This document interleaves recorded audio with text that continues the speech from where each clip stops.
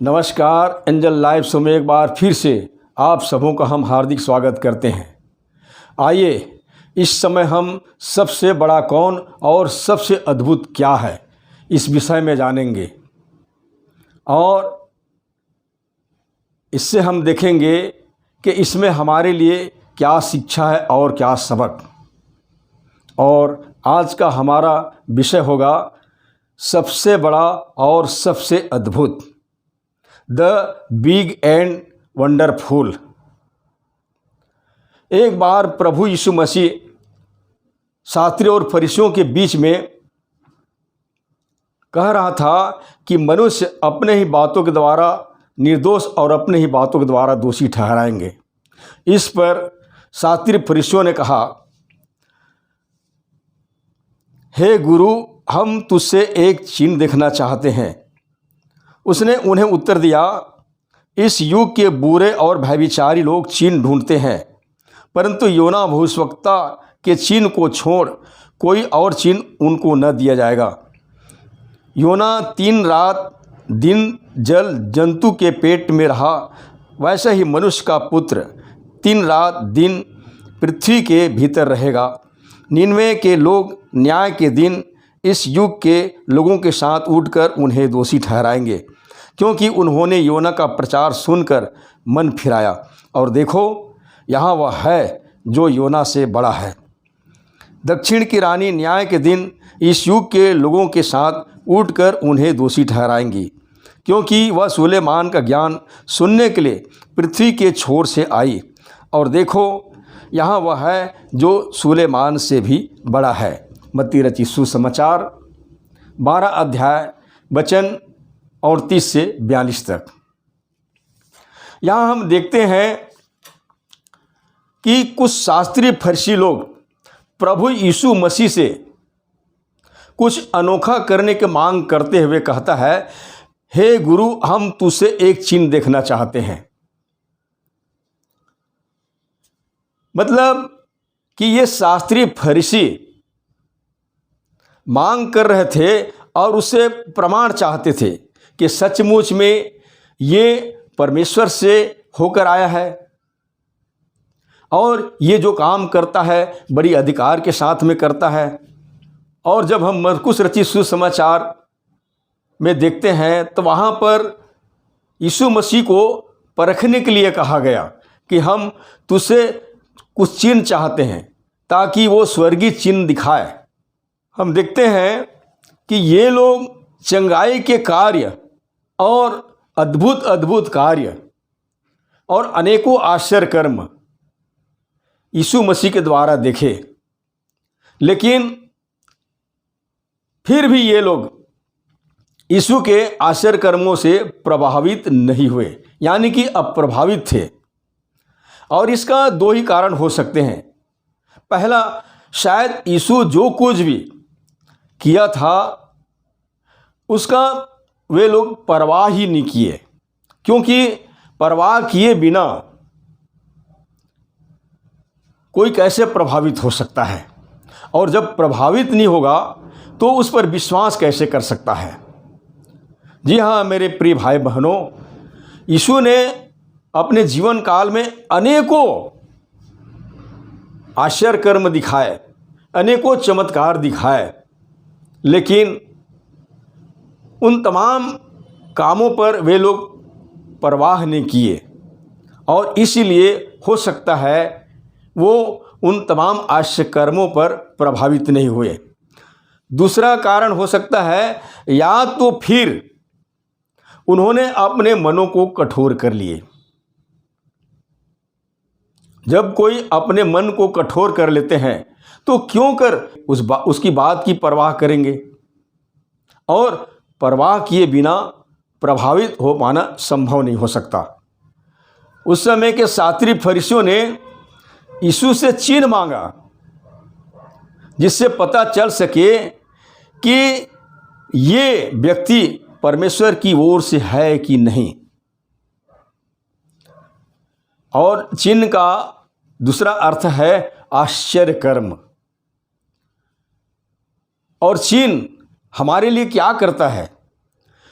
पहला, चिन्ह सच्चाई के विषय में चेतावनी देता है, सच्चाई के विषय में चेतावनी देता है।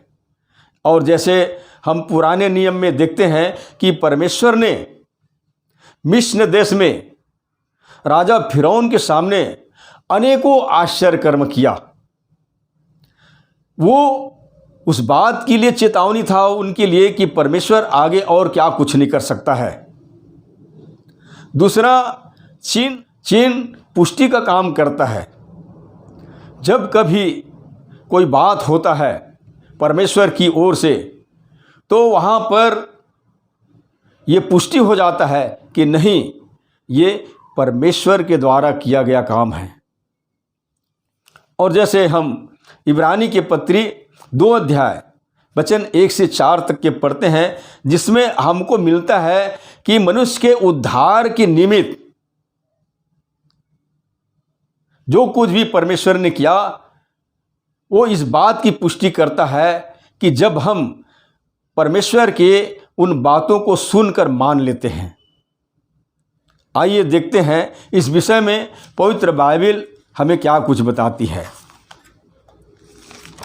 जैसे लिखा है, इस कारण चाहिए कि हम उन बातों पर जो हमने सुनी है और भी मन लगाएं, ऐसा न हो कि बहक कर उनसे दूर चले जाएं। क्योंकि जो वचन स्वर्गदूतों के द्वारा कहा गया था, अब यह स्थिर रहा और हर एक अपराध और आज्ञा न मानने का ठीक ठीक बदला मिला। तो हम लोग ऐसे बड़े उद्धार से निश्चिंत रहकर कैसे बच सकते हैं, जिसकी चर्चा पहले प्रभु के द्वारा हुई और सुनने वालों के द्वारा हमें इसका निश्चय हुआ, यानी कि पुष्टि हुआ। और साथ ही परमेश्वर भी अपने इच्छा के अनुसार चिन्हों और अद्भुत कामों और नाना प्रकार के सामर्थ्य के कामों और पवित्र आत्मा के वरदानों के बांटने के द्वारा इसकी गवाही देता रहा। इब्रानी की पत्री 2 अध्याय वचन 1 और 2। और जहाँ तक बात होता है कि आज अनेकों चिन्ह चमत्कार दिखाए जा रहे हैं, लेकिन पवित्र बाइबल हमें इस विषय में बताती है कि जब तक पवित्र आत्मा किसी को न उभारे तो वो बात सही नहीं माना जा सकता। क्योंकि मनुष्य अपने ही विचारधारा के अनुसार भविष्यवाणी करता है तो वो सही नहीं है, परंतु परमेश्वर की आत्मा के द्वारा उभारे जा करके कोई ऐसा बात करता है, कोई ऐसा काम करता है तो वही सही ठहरता है। अन्यथा कोई व्यक्ति अपने विचारधारा के अनुसार करता है तो वो एक दिन झूठा और व्यर्थ ठहर जाएगा। यहाँ पर हम देखते हैं कि कठोर मन के फरीसियों ने यीशु से कैसा व्यवहार किया, जैसा कि फिरौन ने मूसा से व्यवहार किया। क्या किया उसने उसके साथ? हम देखते हैं कि परमेश्वर की आश्चर्य कर्म के उन चिन्हों को नकार देता है। तो कैसे? जैसे कि निर्गमन के किताब 7 अध्याय वचन 4 से 13 तक देखते हैं। और विशेष करके ये 7 अध्याय वचन 10 और 11 जैसे कि लिखा है, तब मूसा और हारून ने फिरौन के पास जाकर यहोवा की आज्ञा के अनुसार किया।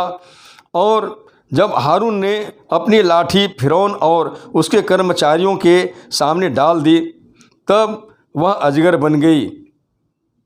तब फिरौन ने पंडितों और टोन्हा करने वालों को बुलवाया और मिस्र के जादूगरों ने आकर अपने अपने तंत्र मंत्र से वैसा ही किया।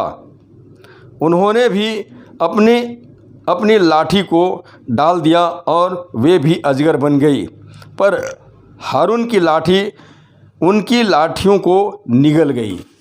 यहाँ पर हम देखते हैं कि इन्होंने परमेश्वर की आश्चर्य कर्म की उन चिन्हों को मनुष्य की दृष्टि से ओझल करना चाहा।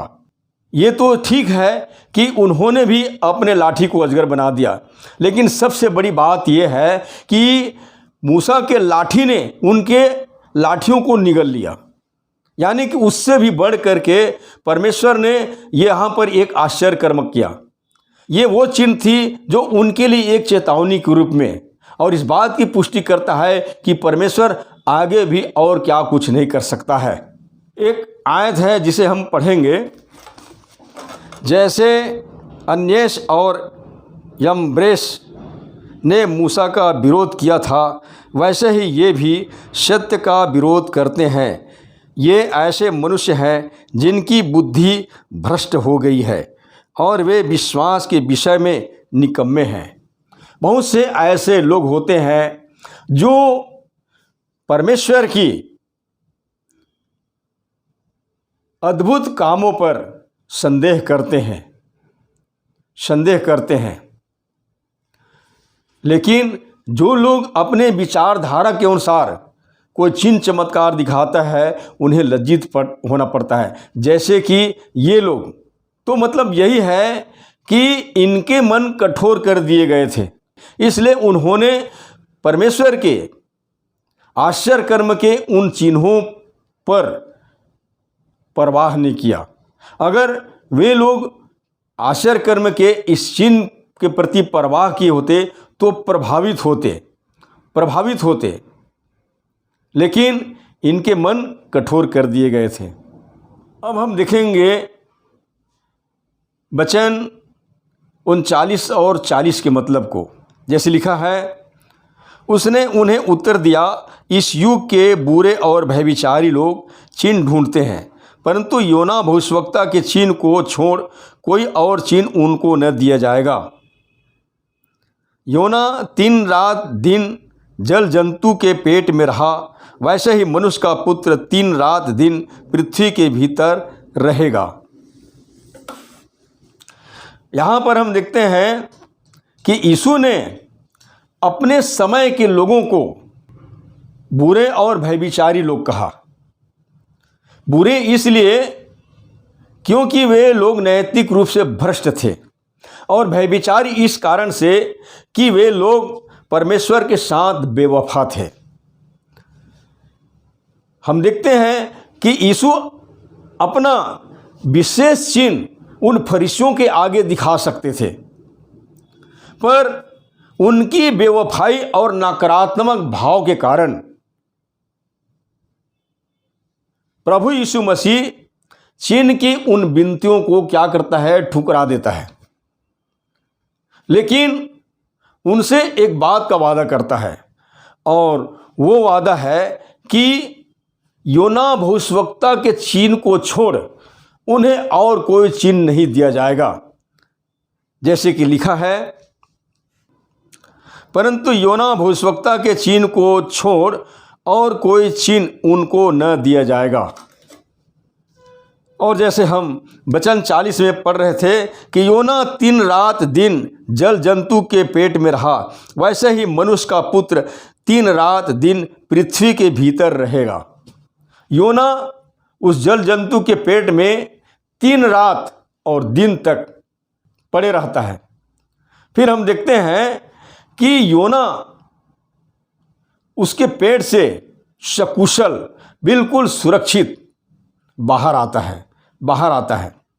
और हम देखते हैं कि योना के शरीर में किसी भी प्रकार की चोट और खरोच नहीं रहता है। इससे हमें यही सीख मिलता है प्रियो, कि परमेश्वर जिसे अपने महिमा के लिए चुन लेता है तो उसे चोट और खरोच भी नहीं होने देता है। और इससे हमें यह भी शिक्षा प्राप्त होता है कि जब हम परमेश्वर और उसके चुने हुओं पर विश्वास करते हैं तभी हम परमेश्वर की महिमा को देख पाते हैं। और विश्वास तभी हमें होता है जब हम उन बातों का परवाह करते हैं। और जैसे हम वचन 41 में पढ़ते हैं कि न्याय के दिन इस युग के लोगों के साथ उठकर उन्हें दोषी ठहराएगा, क्योंकि उन्होंने योना का प्रचार सुनकर मन फिराया और देखो वह यहाँ है जो योना से भी बड़ा है। प्रियो, हम देखते हैं जब योना फिर से परमेश्वर की आज्ञा के अनुसार नीनवे नगर को जाता है, नीनवे नगर जो कि असूरी का साम्राज्य है, और वहाँ दुष्ट लोग रहते थे, बहुत बुरे बुरे काम करते थे, और 3 दिन की यात्रा का था। योना वहाँ जा कर के प्रचार करता है कि अब से लेकर 40 दिन के भीतर परमेश्वर इस नगर को उलट देगा। और ये बात सुन करके वहाँ क्या राजा, क्या आम लोग, सभी लोग बड़े उपवास के साथ क्या करते हैं, मन फिरा करके परमेश्वर की दुहाई देते हैं। और परमेश्वर जिस बात के लिए वो ठाने रहता है वैसा नहीं करता है। उन्होंने मन फिराया और वो बचाए गए। उस युग के, उस समय के लोग आज के युग के लोगों को दोषी ठहराएंगे।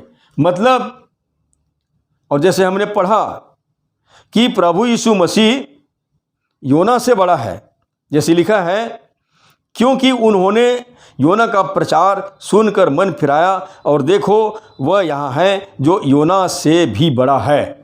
जब उन्होंने ये योना भविष्यवक्ता का प्रचार को सुनकर के मन फिराया, और आज चूंकि हम योना से जो बड़ा है उसके प्रचार को सुनकर, उसकी सुसमाचार को सुनकर हम मन नहीं फिराते हैं, तो वे लोग हमें दोषी ठहराएंगे। और जैसे हम देख रहे थे कि जिस तरह से योना 3 रात दिन तक मच्छ के पेट में रहे, जल जंतु के पेट में रहे, वैसे ही यीशु भी 3 रात दिन तक पृथ्वी के भीतर गाड़ा जाना था। और जैसे लिखा है, वैसे ही मनुष्य का पुत्र 3 रात दिन पृथ्वी के भीतर रहेगा। और जैसे कि पहला कुरिन्थी के पत्री 15 अध्याय वचन 3-4 में पौलुस इस बात को साबित करता है कि यीशु मसीह हमारे पापों के लिए मर गया, गाड़ा गया, परंतु पवित्र शास्त्र के वचन के अनुसार वो तीसरे दिन मुर्दा में से जी भी उठा। तो प्रियो, हम देखते हैं कि यीशु मसीह योना से बड़ा है, योना से बड़ा है। और हम विशेष बात यहाँ पर यह भी देखते हैं, योना के प्रचार में ऐसा कुछ भी आश्चर्य कर्म नहीं हुआ, लेकिन यीशु के प्रचार में अनेकों चमत्कार के काम हुए, अनेकों आश्चर्य कर्म हुए।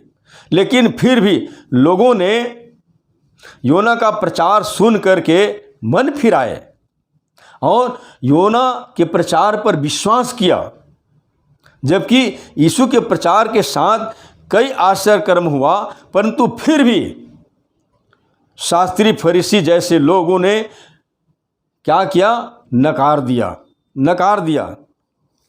और हम देखते हैं आयत 42 के अनुसार यीशु ने एक बार फिर अपने बातों को सुनने वालों के विश्वास दिलाने के लिए एक अन्य जाति का उदाहरण बताते हुए वो फिर क्या कहता है, जो हम 42 पद पढ़ते हैं। और जैसे लिखा है कि दक्षिण की रानी न्याय के दिन इस युग के लोगों के साथ उठकर उन्हें दोषी ठहराएगी, क्योंकि वह सुलेमान का ज्ञान सुनने के लिए पृथ्वी के छोर से आई, और देखो यहाँ वह है जो सुलेमान से भी बड़ा है।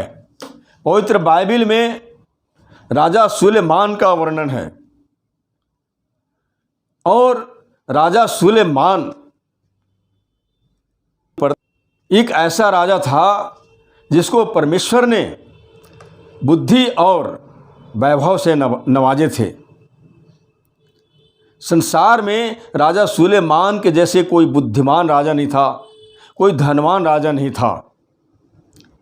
यहाँ हम देखते हैं उसके ज्ञान को सुनने के लिए दक्षिण की रानी यानी कि शिवा की रानी कहा गया है, जिसके वर्णन हम पहला राजा और 10 अध्याय में पढ़कर जान सकते हैं।